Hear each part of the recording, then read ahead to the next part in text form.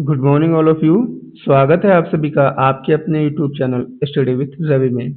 आज है तारीख 4 जून 2026 और आज के इस इम्पोर्टेंट लेक्चर में हम कवर करेंगे करंट अफेयर के कुछ बेहद इंपॉर्टेंट क्वेश्चन जो आपके एग्जाम और नॉलेज दोनों के लिए बेहद महत्वपूर्ण है। तो चलिए शुरू करते हैं।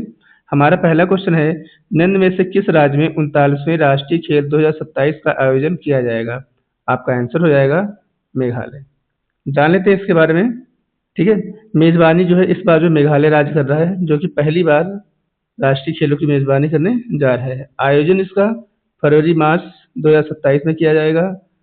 इसका मुख्य आयोजन स्थल जो है वो शिलांग, तुरा और जोई रखा गया है। ठीक है, वही अगर शुभांकर की अगर बात की जाए वो है यहाँ का क्लाउडेड लेपर्ड, जो यहाँ का मेघालय का राष्ट्र पशु जो है माना जा रहा है। ठीक है, 1924 में इन खेलों का आयोजन जो है पेरिस ओलंपिक के लिए भारतीय खिलाड़ियों को चुनने के उद्देश्य से जो पहली बार किया गया था।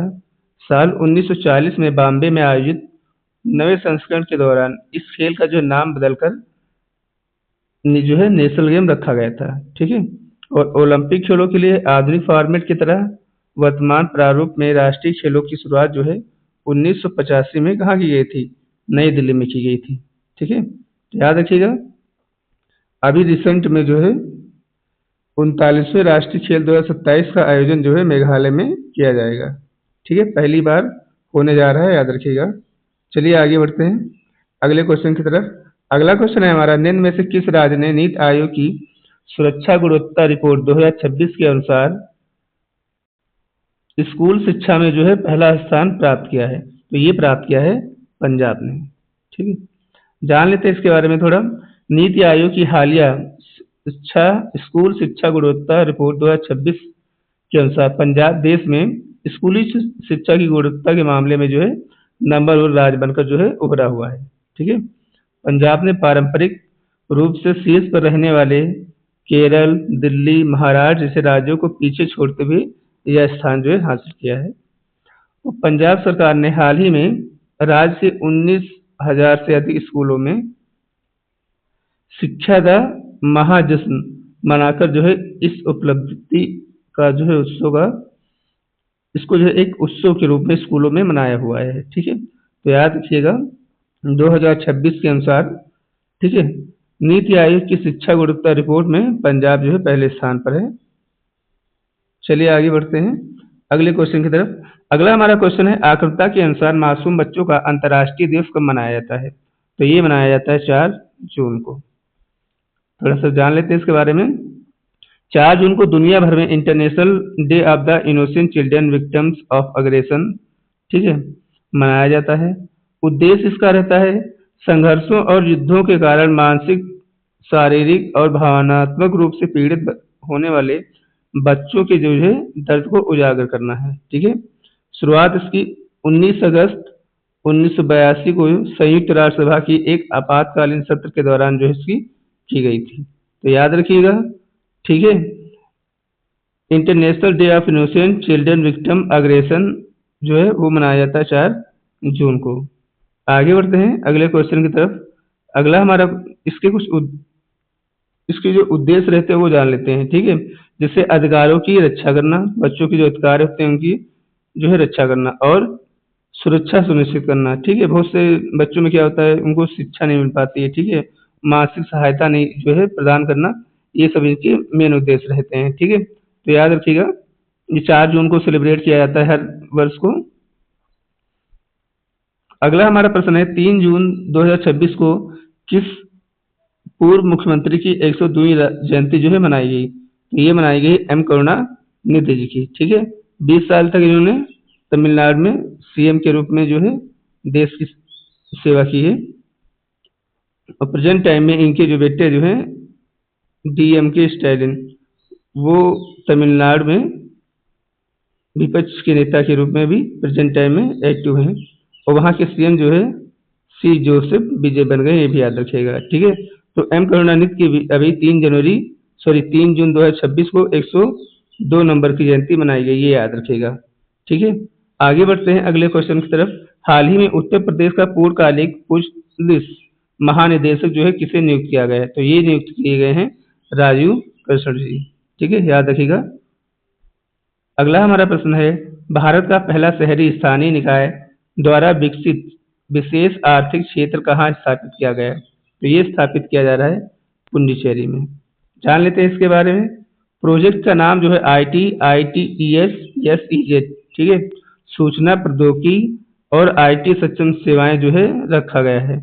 विकसित करने वाला अगर निकाय की बात की जाए तो पांडिचेरी की ओल्ड गेरड नगर पालिका, ठीक है, यह देश का पहला ऐसा CSEZ है जिसे किसी निकाय ने जो है तैयार किया है।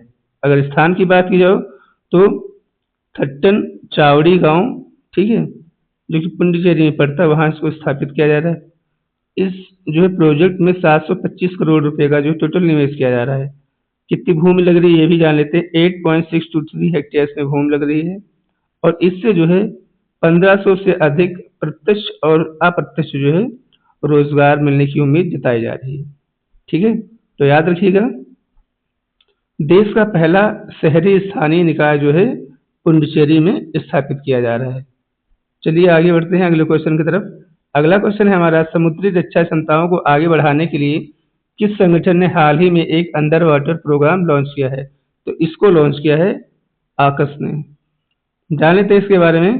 ठीक है, प्रोजेक्ट का नाम जो है अंडर वाटर प्रोजेक्ट रखा गया है। ये ऑस्ट्रेलिया, ब्रिटेन और अमेरिका का एक संयुक्त जो है प्रोजेक्ट है। ठीक है, तकनीक क्या है इसकी? समुद्र के नीचे चलने वाले चालक रहित ड्रोन जो है इसमें बनाए जाएंगे। ठीक है, इसको जो है 2027 तक सेना आर्मी में जो है शामिल करने की उम्मीद जताई जा रही है और इसमें जो है टोटल 150 मिलियन पाउंड जो है डॉलर मनी इस प्रोजेक्ट में निवेश किया जा रहा है। सुरक्षा की अगर बात की जाए तो ये जो है समुद्र के नीचे बिछी इंटरनेट केबल्स और पाइपलाइनों की क्या करेगा? सुरक्षा करेगा। ठीक है, और इस जो है ड्रोन की अगर क्षमता की बात की जाए तो ये ड्रोन बिना इंसान के जासूसी और हमला करने में जो है सक्षम है। ठीक है, इसे जो है हिंद प्रशांत क्षेत्र में चीन और रूस के नौसैनिक दबदबे को रोकने के लिए जो है इस्तेमाल किया जाएगा। ठीक है, तो याद रखिएगा, इसका नाम जो है ऑकस रखा गया है और ये जो है किन देशों के बीच में मिलकर शुरू किया गया है? तो ऑस्ट्रेलिया, ब्रिटेन और अमेरिका के साथ मिलकर इसको शुरू किया गया है। ठीक है, चलिए आगे बढ़ते हैं अगले क्वेश्चन की तरफ। गूगल ने अपने डीबग प्रोग्राम के तहत कैलिफोर्निया और फ्लोरिडा में किस बैक्टीरिया से संक्रमित नर मच्छरों संबंधी प्रोग्राम लॉन्च करने जा रहा है? तो ये जो है बोलबाकिया नाम का एक नर जो है मच्छर है, उसके लिए प्रोग्राम लॉन्च किया जा रहा है। थोड़ा सा जान लेते हैं इसके बारे में, इंटरेस्टिंग है ये। ठीक है, गूगल की पेरेंट कंपनी अल्फाबेट ने प्रोजेक्ट डीबग नाम का एक अनूठा बायोटेक प्रोग्राम जो है लॉन्च किया है। ठीक है, इसका मुख्य लक्ष्य जो है डेंगू, जीका, चिकनगुनिया और वेस्ट नाइल वायरस जैसी घातक बीमारियों को फैलने वाले मच्छरों को जो है खत्म करना है। ठीक है, और बोलबाचिया एक प्राकृतिक रूप से पाया जाने वाला बैक्टीरिया है। ठीक है, जो गूगल के लैब में केवल नर मच्छरों को इस बैक्टीरिया से क्या करता है? संक्रमित किया जाता है। ठीक है, तो ध्यान रखिएगा। ठीक है, बोलबाकिया को जो है अभी जो है नर मच्छरों से संबंधित उनको समाप्त करने के लिए लॉन्च किया गया है। चलिए आगे बढ़ते हैं अगले क्वेश्चन की तरफ। अगला क्वेश्चन है हमारा, लॉजिस्टिक्स पोर्ट्स परफॉर्मेंस इंडेक्स 24-25 में ड्राई बल्क की श्रेणी में किस अथॉरिटी ने शीर्ष स्थान हासिल किया है? तो इसमें जो है पारादीप पोर्ट अथॉरिटी ने जो है पहला स्थान हासिल किया है। थोड़ा सा जान लेते हैं इसके बारे में। ये जो है सर्वश्रेष्ठ ड्राई बल्क पोर्ट जो है वो बन गया है, पारादीप पोर्ट बन गया है। ठीक है, ये उड़ीसा में पड़ता भी है। ठीक है, और 2024 और 25 की रिपोर्ट के अनुसार ये ड्राई बल्क पोर्ट में जो नंबर 1 बन गया है। ठीक है, इसे सरकार ने लॉजिस्टिक पोर्ट परफॉर्मेंस इंडेक्स के तहत जो है शीर्ष पर रखा हुआ है और ये जो है इसने जो है पूरे साल में 150.1 मिलियन टन से अधिक जो है अपने पोर्ट पर कच्चा सामान जो है संभाला हुआ है। खासियत क्या है यहाँ की? यहाँ जहाजों से माल उतारने की गति जो है देश में जितनी भी बंदरगाह हैं वहां पर यहाँ की जो स्पीड है वो सबसे तेज है। ठीक है, तो याद रखिएगा, लॉजिस्टिक पोर्ट परफॉर्मेंस इंडेक्स 2024-25 में ड्राई बल्क श्रेणी में अथॉरिटी ने शीर्ष स्थान जो है पारादीप पोर्ट अथॉरिटी को दिया हुआ है। ये कहाँ पड़ता है ये भैया? उड़ीसा में पड़ता है, याद रखिएगा। ठीक है, चलिए आगे बढ़ते हैं अगले क्वेश्चन की तरफ। अगला हमारा क्वेश्चन है, हाल ही में किस देश की सरकार ने पद्मा बैराज परियोजना को जो है मंजूरी दी है? तो इसको मंजूरी दी है बांग्लादेश ने। ठीक है, थोड़ा सा जान लेते हैं इसके बारे में। ठीक है, ये जो है कहाँ बनेगा? ये बांग्लादेश की राजबारी जिले में जो है पद्मा नदी पर बनेगा, जिसे हमारे देश में जो है गंगा नदी बोला जाता है। इसके लिए टोटल जो है 2.8 मिलियन जो है डॉलर जो है इसमें इस प्रोजेक्ट में लगाए जा रहे हैं। ठीक है, तो बांग्लादेश के हिसाब से अगर बात की जाए तो 345 अरब टका इसमें लगाया जा रहा है। उद्देश्य क्या है? सूखे के जो दिन होते हैं उनके लिए जो है 2.9 अरब मीटर पानी जो है जमा करना, और भारत के फरक्का बैराज पर जो है जो इनकी निर्भरता है उसको कम करना। फायदा क्या होगा अब ये भी जान लेते हैं। 19 जिलों की 28.8 लाख हेक्टेयर भूमि कृषि के लिए जो भूमि है उसको सिंचाई के लिए आसानी से पानी मिल जाएगा। सुंदरबन और उपजाऊ जमीनों में समुद्री के खारे पानी को जो है आने से जो है रोका जाएगा। ठीक है, और इससे जो है 113 मेगावाट बिजली पैदा करने की भी उम्मीद जताई जा रही है। ठीक है, तो याद रखिएगा गंगा बैराज परियोजना बांग्लादेश पद्मा नदी पर जो है स्टार्ट की जा रही है, और पद्मा नदी को हमारे देश में बोला जाता है गंगा। ठीक है, चलिए आगे बढ़ते हैं। अगला हमारा क्वेश्चन है, किस राज्य ने स्टार्टअप नेत्रसेमी ने हाल ही में A2000 नामक एक AI जो है चिप लॉन्च की है? तो इसको लॉन्च किया है केरला ने। ठीक है, जान लेते थोड़ा सा इसके बारे में, है क्या ये भारत की जो पहली स्वदेशी आर्टिफिशियल इंटेलिजेंस चिप है, इसे पूरी तरीके से भारत में डिजाइन किया गया है। कहाँ बनाया गया है इसको? ये केरल के तिरुवनंतपुरम स्थित सेमी कंडक्टर स्टार्टअप नेत्रसेमी ने जो है विकसित किया है। ठीक है, किसकी सहायता से बनाया गया है? तो ताइवान की एक मशहूर कंपनी है TSMC के द्वारा इसको जो है बनाया गया है। अभी ताइवान जो है शेयर मार्केट में इंडिया को जो है पीछे करके 5वां विश्व का देश बन गया है, जो कि वही सेमी कंडक्टर चिप के कारण ये क्या है भारत से आगे निकला हुआ है। तो याद रखिएगा। ठीक है, फिलहाल हम बात कर लेते हैं ये काम कैसे करेगी। यह बड़े डेटा सेंटर के बजाय सीधे छोटे उपकरणों में ही AI चलाने में का जो है काम करेगी। ठीक है, इसका इस्तेमाल कहाँ किया जाएगा?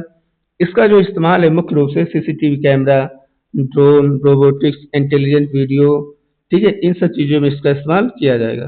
ठीक है, तो याद रखिएगा स्टार्टअप नेत्रसेमी को हाल ही में कहाँ लॉन्च किया गया है? केरल में लॉन्च किया गया है। ठीक है, चलिए आगे बढ़ते हैं अगले क्वेश्चन की तरफ। अगला क्वेश्चन है हमारा, विश्व टेबल टेनिस में सीनियर सिंगल्स का खिताब जीतने वाली सबसे कम उम्र की महिला खिलाड़ी कौन? ठीक है, तो ये बन गई हैं दिव्यांशी भौमिक। ठीक है, जान लेते हैं इनके बारे में। अभी वर्ल्ड टेनिस फेडरेशन का जो है आयोजन किया जा रहा है, उसमें इन्होंने जो है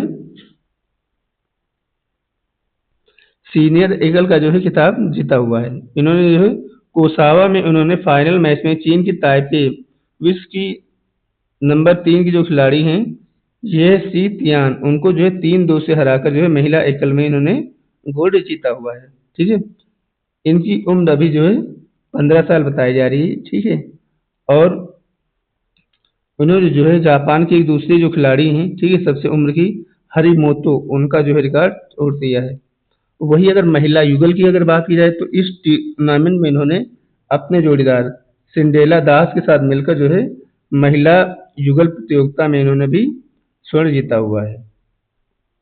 ठीक है, तो याद रखिएगा अभी विश्व टेबल टेनिस के सीनियर सिंगल्स का खिताब जीतने वाली सबसे कम उम्र की महिला खिलाड़ी जो है भारत की, वो बन गई हैं दिव्यांशी भौमिक। चलिए आगे बढ़ते हैं अगले क्वेश्चन की तरफ।